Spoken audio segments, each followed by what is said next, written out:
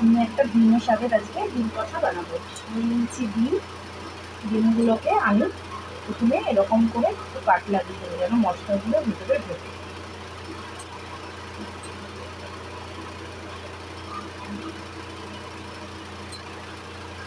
দেখুন সবকটা ডিমেই আমি এরকমভাবে পাতলা দিয়ে নেবো।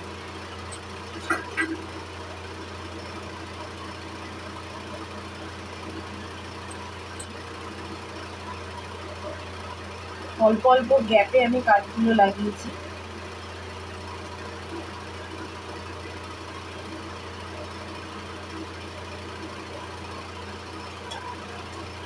নিয়ে নেবো পেঁয়াজ কুচি, টমেটো কুচি আর ধনেপাতা কুচি।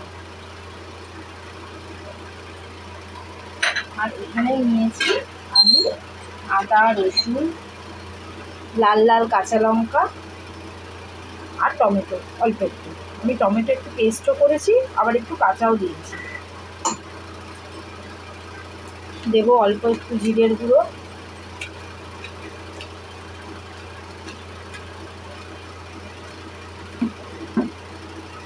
দেবো অল্প একটু নুন স্বাদ মতো,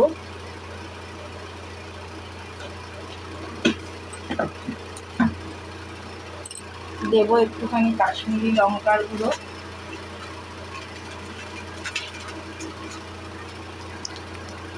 আর দেবো সরষের তেল।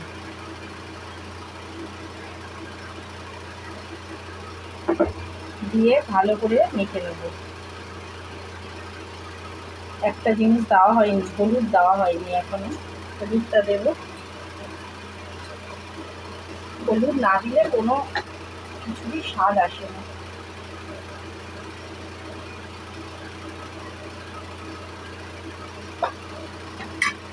দেখুন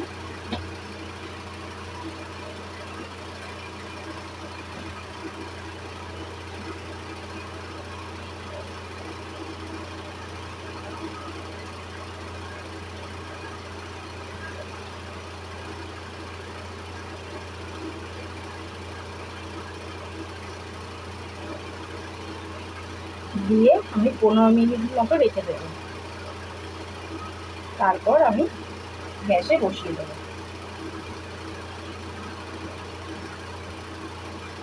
আমি এর মধ্যে আলু দেবো, আপনারা চাইলে নাও দিতে পারেন।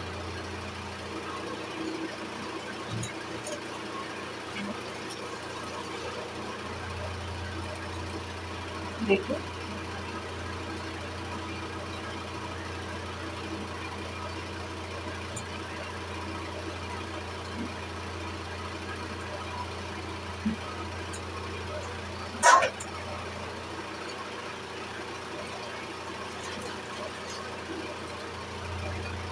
দিয়ে আমি ঢেকে রেখে দেবো।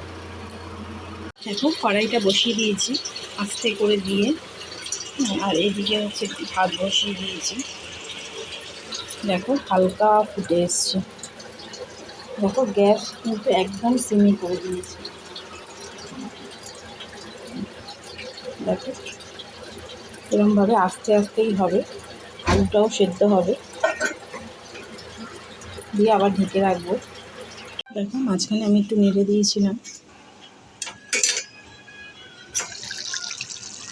দেখো আরও হবে, আরেকটু কষাবো, তাই জন্য আবার ঢেকে দেবো। এদিকে আমি সব গ্যাস ফ্যাস পরিষ্কার করে নিয়েছি, আর এদিকে ভাত বসিয়ে দিয়েছি। দেখো জল তো দিইনি, মানে ঢেকে দিয়েছিলাম, যা জল বেরিয়েছে শুকাতে শুকাতে এরকম এসছে। এবার একটু গরম মশলা দিয়েছি। দেখো এই যে গরম মশলা দিয়েছি, এটাকে জাস্ট একটু করে নেবো। দিয়ে হালকা একটু মিষ্টি দিয়েছি, তো তোমরা মিষ্টি না খেলে নাও দিতে পারো।